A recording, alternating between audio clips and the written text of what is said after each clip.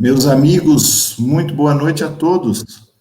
Estamos aqui felizes por mais uma oportunidade de estudos sobre temas da doutrina espírita, com base na codificação de Allan Kardec.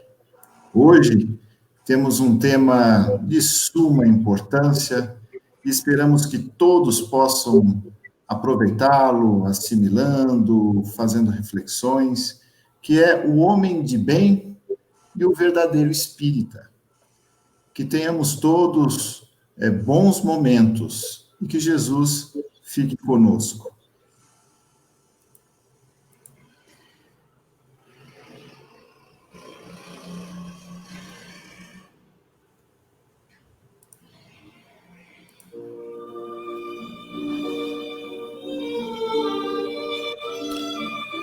Senhor Jesus, aqui estamos solicitando as suas bênçãos para mais uma de nossas reuniões. Mestre querido, que ao contato das suas lições, nossos corações se transformem. Permita, Senhor, que aprendamos um pouco mais para colocar as suas lições em prática, dignificando, enobrecendo o nosso caminho. Que o Senhor fique conosco hoje e sempre, e que assim seja.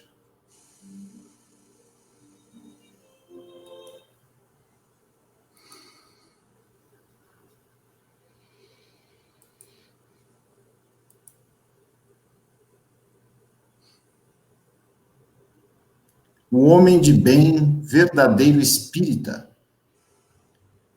O verdadeiro homem de bem é o que cumpre a lei de justiça, de amor e de caridade, na sua maior pureza.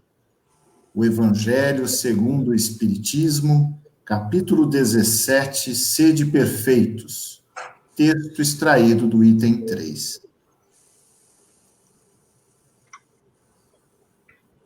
Meus amigos, muito boa noite a todos. É uma alegria podermos estar juntos, mesmo que de forma remota, conversando um pouco mais sobre as lições de Jesus, que estão ali muito bem sedimentadas, em um Evangelho segundo o Espiritismo.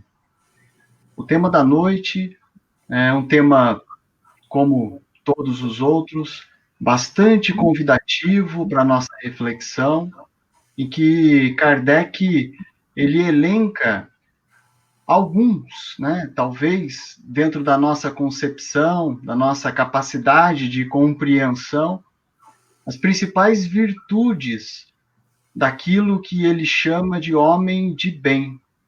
E logo no item seguinte, dentro desse capítulo, Sede Perfeito, Kardec vem nos falar sobre o verdadeiro espírita, fazendo uma ligação com as virtudes do homem de bem e as virtudes que o verdadeiro espírita deve procurar possuir. E ao encerrar o item do homem de bem, Kardec deixa ali para a gente bem claro que essas virtudes que estão ali elencadas, que caracterizam o homem de bem, elas não são virtudes totais, não estão ali na sua totalidade. Existem diversas outras, mas que somente com o nosso avanço, com a nossa maturidade espiritual, nós iremos compreender, conhecer essas outras virtudes. E inicia o texto nos dizendo que o verdadeiro homem de bem é aquele que cumpre integralmente a lei de justiça, amor e caridade. E depois disso nós vamos observar ali diversas virtudes importantes que caracterizam o verdadeiro homem de bem. Aí nós ficamos nos indagando como nós vamos fazer para adquirir tantas virtudes assim, Virtudes que, às vezes, olhando para dentro de nós, naquele processo íntimo de autoconhecimento, buscando nos compreender, né, buscando entender um pouquinho mais de como nós somos, o que nós pensamos, na maioria das vezes, o que nós sentimos, né, de forma latente, aquilo que é mais, que está mais constante em nós, né? Nós muitas vezes nos deparamos com uma certa distância de tantos atributos positivos, né, de tantos atributos bons que compreendem o homem de bem. E o convite que a doutrina espírita nos faz, né, apresentando para todos nós quais são essas qualidades do homem, as qualidades que o verdadeiro espírita deve ter, né, são, na verdade, as mesmas qualidades do verdadeiro cristão. O homem de bem, o verdadeiro cristão, o verdadeiro espírita são, né, a mesma pessoa, né, compreendem ali as mesmas virtudes, esse mesmo conjunto de atributos positivos. E esse convite que a doutrina espírita nos faz, nessa perspectiva moral da doutrina, é o convite que o próprio Cristo nos fez há 2000 anos, né, para que sejamos bons cristãos, ou seja, para que nos amemos uns aos outros, né, para que façamos aos outros aquilo que gostaríamos que nos fizessem. E agindo dessa maneira, nós vamos desenvolvendo todas essas virtudes que caracterizam o homem de bem, ou seja, que vão nos amadurecer, que vão nos tornar pessoas melhores. Mas olhando para dentro de nós, como eu estava dizendo, às vezes a gente vê uma distância bem distante, né, entre as virtudes que nós já possuímos, mas a quantidade de defeitos, né, de vícios que nós ainda alimentamos em nós, para esse padrão, para esse modelo de homem virtuoso que o Evangelho nos espelha, né, nos apresenta. E o convite, portanto, que fica para todos nós é o convite do esforço diário. Não, nós não vamos, sabemos disso, nos tornarmos pessoas virtuosas da noite para o dia, né? Não, com uma ação ou com outra, não tem como. A natureza não dá saltos. Então, é um esforço diário para nós lembrarmos de todas essas virtudes que caracterizam o verdadeiro cristão, né, o verdadeiro homem de bem, e procurar, no nosso dia a dia, colocar algumas delas, né, em prática. Procurar acertar um pouco mais.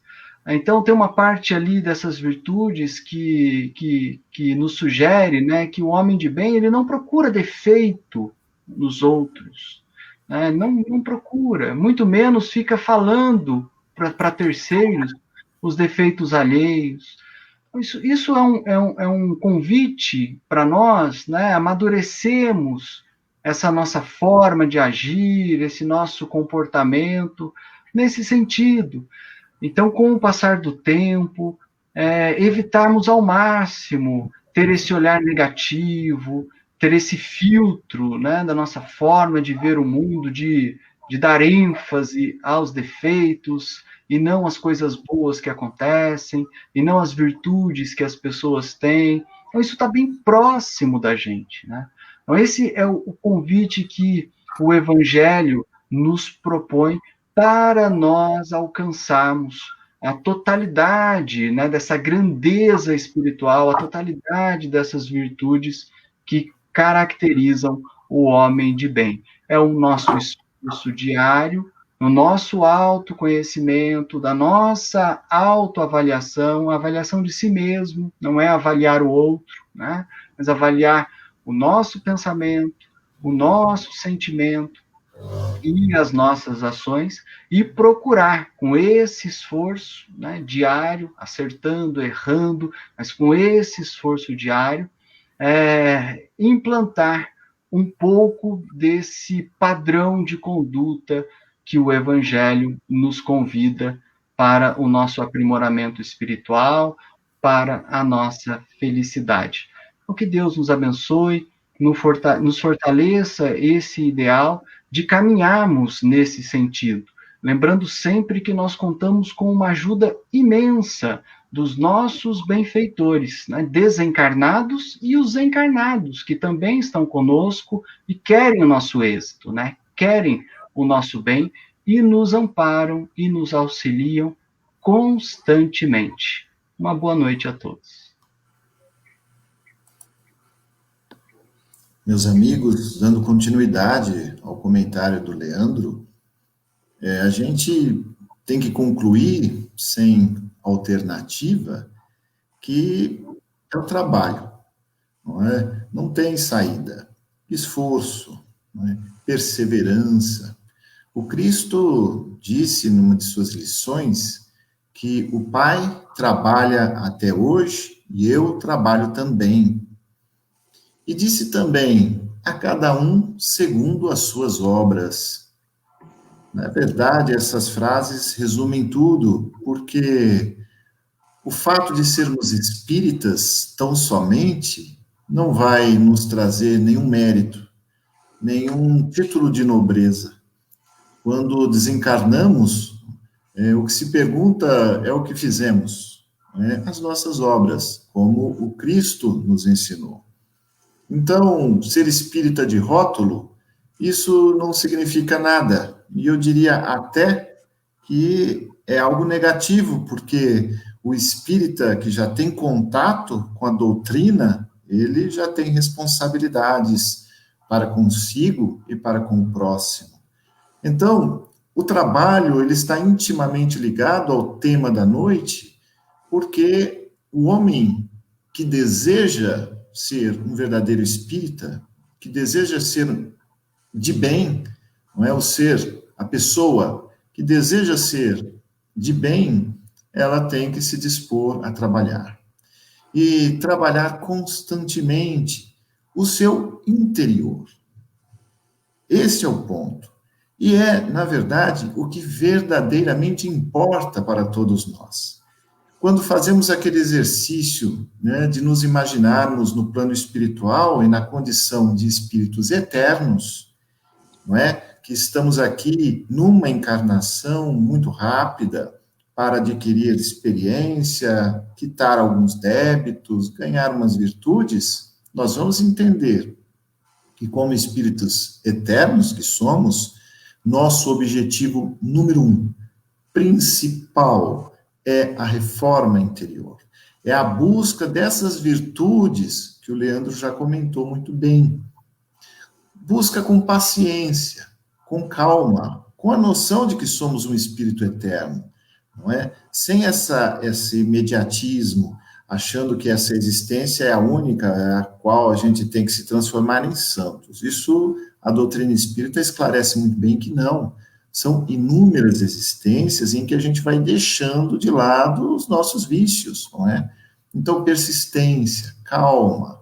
Eu quero ser uma pessoa melhor. Eu quero ser mais paciente.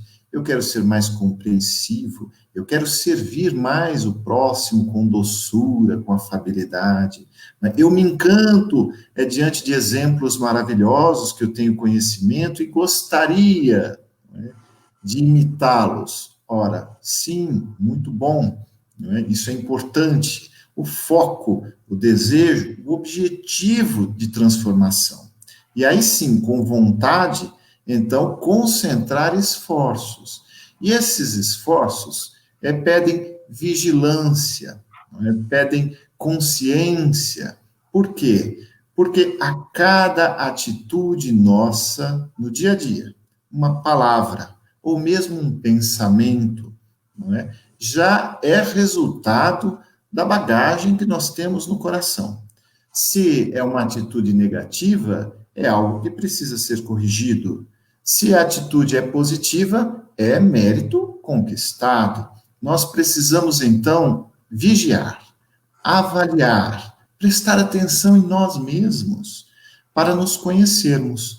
O Livro dos Espíritos nos sugere que, ao fim de cada dia, ali do lado do travesseiro, nós percamos 2 ou 3 minutos que sejam para refletir sobre o nosso dia, né? Avaliar o nosso comportamento, ações e reações diante dos nossos irmãos, para verificar se ofendemos alguém, se deixamos de fazer algo que a nossa consciência nos pedia. E essa avaliação constante, ela vai fazendo com que nós conheçamos aqueles pontos que nós caímos com mais frequência.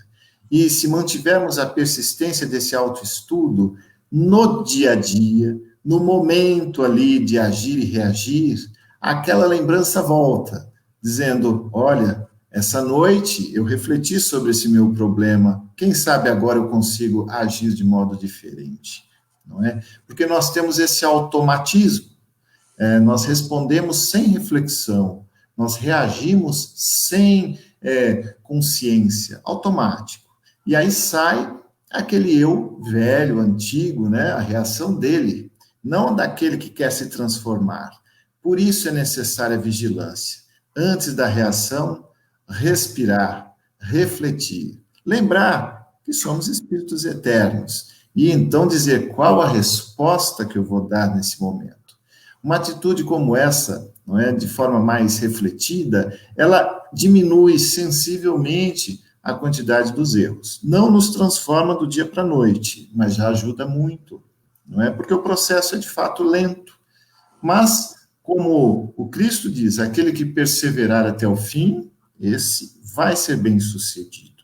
Então, o homem de bem e o verdadeiro espírita, que são a mesma coisa de fato, né? O verdadeiro cristão, porque o espiritismo não traz nenhuma moral nova, ele simplesmente revive as lições do mestre, não é? Nos trazendo novas ferramentas para compreender essas lições e colocar em prática, como, por exemplo, o conhecimento da lei da reencarnação. Então, com base nisso, a gente tem que refletir mais, orar, vigiar, mas, sobretudo, lembrar que o Cristo é o nosso pastor. E ele diz, nenhuma ovelha vai se perder. Nós somos suas ovelhas.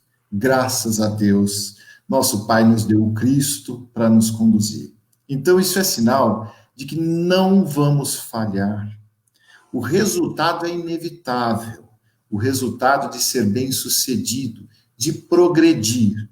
Porque todo o universo está desenhado com leis de progresso. Nós vamos, de um jeito ou de outro. Não é? Então, tenhamos essa esperança no coração, essa alegria mesmo de que iremos melhorar, não é? Iremos ser pessoas de bem, não é? Mas eles pedem, o plano espiritual superior, essa vontade, esse foco, essa consciência. Não é? Que Jesus nos abençoe.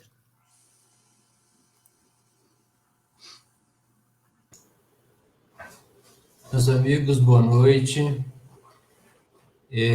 Simplesmente fazendo aqui um comentário final de tudo que os nossos amigos já comentaram, que sobrou muito pouco para ser acrescentado, né? Já foi falado sobre a reforma íntima, já foi falado sobre a nossa preocupação em vigiar e orar, né? E a nossa capacidade de ir melhorando pouco a pouco, como o Leandro falou no início, né, que a natureza não dá saltos.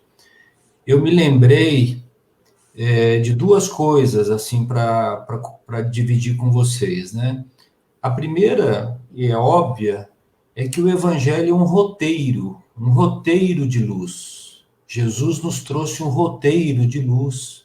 E se nós soubermos seguir esse roteiro que ele nos deixou, né, que é a lei do amor, né? Ele nos ajudará a sempre ter um padrão de referência sobre como nós estamos agindo para nos tornarmos um dia um homem de bem, né? Mas também me lembrei de uma mensagem que li há algum tempo, em que o Cristo transforma, não nos transforma à força, nos transforma interiormente. Por isso a doutrina espírita fala da reforma íntima. Então nós vemos o exemplo de um Pedro, que quando foi escolhido por Jesus, era um pescador vacilante, indeciso, negou o Cristo 3 vezes, mas depois nós vamos encontrar o quê? Um Pedro conciliador, que fundou a Casa do Caminho e que estava ali levando adiante a mensagem do Evangelho com tanta força, com tanta coragem. Então o Cristo substituiu dentro dele o temor, a indecisão, pela fortaleza, pela coragem. Se fez isso com Pedro, fará conosco também, né? O mesmo aconteceu com Paulo, que lutava contra o próprio Evangelho, e o Cristo, na entrada de Damasco, buscando a fortaleza, a coragem de Paulo para defender os seus ideais, que se transformou num baluarte do Evangelho, né? E tantos outros discípulos, o Tiago, indeciso, que depois também se transformou num dos divulgadores mais ferrenhos da doutrina de Jesus. Então, isso também é possível conosco.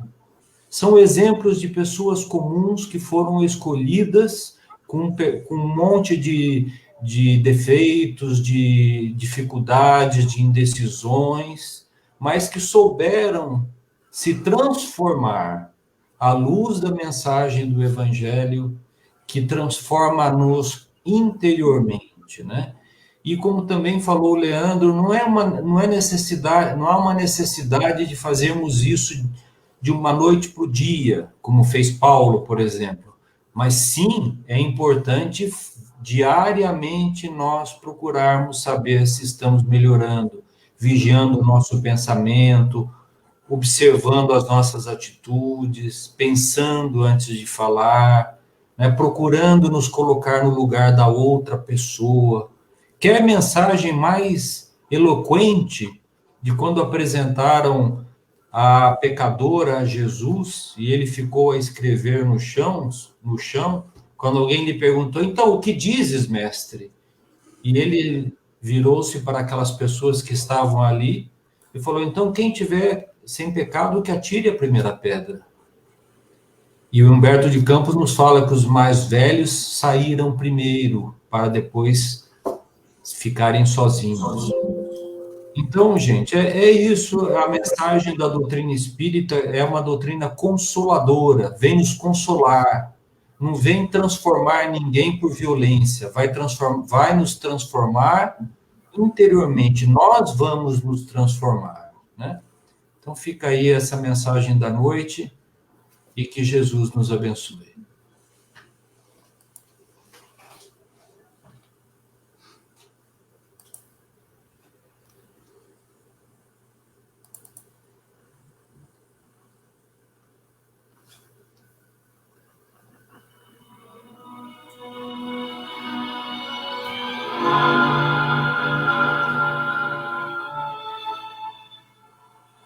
Meu livro. A existência na Terra é um livro que estás escrevendo. Cada dia uma página, cada hora é uma afirmação de tua personalidade através das pessoas e das situações que te buscam. Não menosprezes o ensejo de criar uma epopeia de amor em torno de teu nome. As boas obras são frases de luz que endereças à humanidade inteira. Em cada resposta aos outros, em cada gesto para com os semelhantes, em cada manifestação dos teus pontos de vista e em cada demonstração de tua alma, gravas com tinta perene a história de tua passagem. Nas impressões que produzes, ergue-se o livro dos teus testemunhos. A morte é a grande colecionadora que recolherá as folhas esparsas de tua biografia gravada por ti mesmo nas vidas que te rodeiam.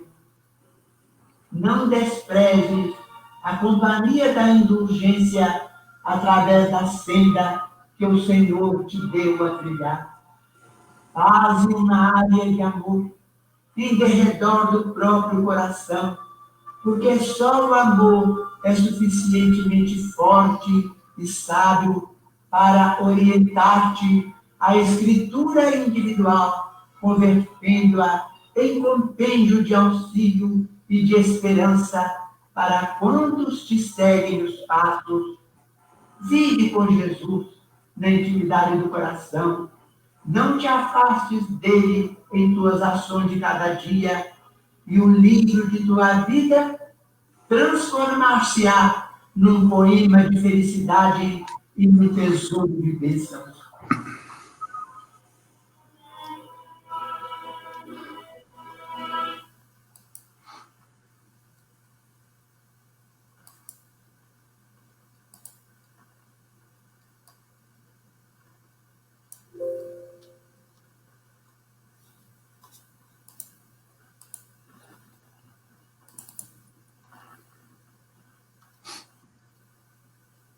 Senhor Jesus,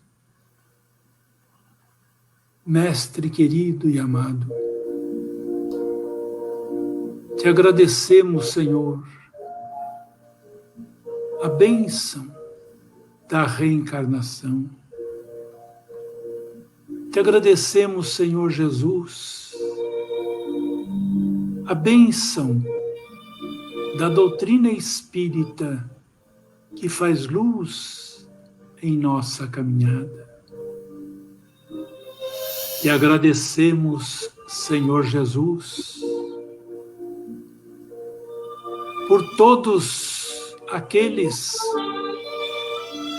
que passaram e passam por nossas vidas,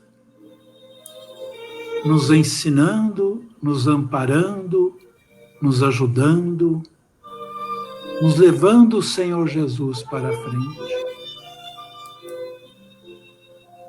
E de nossa parte, querido amigo, que possamos realmente buscar em todos os dias de nossa vida esta vontade firme de nos modificarmos à luz dos teus ensinamentos. Esta vontade firme, Senhor Jesus, de estendermos as nossas mãos e o nosso coração àqueles que nos procuram, buscando socorro, alívio, uma palavra amiga, um abraço fraterno. Obrigado, Senhor Jesus, pela bênção de mais um dia. Obrigado por esta reunião tão singela, que tanto diz aos nossos corações. E na tua paz, Senhor Jesus, nós nos despedimos agradecidos, hoje e sempre, assim seja.